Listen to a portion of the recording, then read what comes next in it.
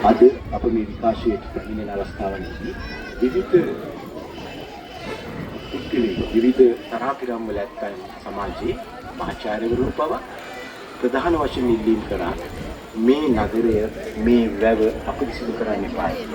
මොකද මේ පිළිබඳ තොරතුරු අන්තර්ජාතිකව විහිදී ගියොත් අපිට ලොකු කලබලයක් ඇති වෙනවා.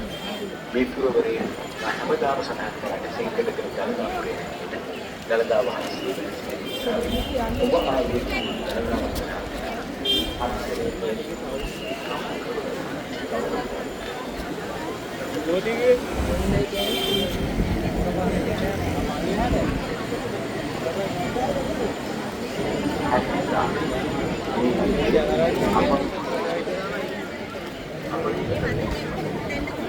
එන්නකොට අපි නිදහස මේ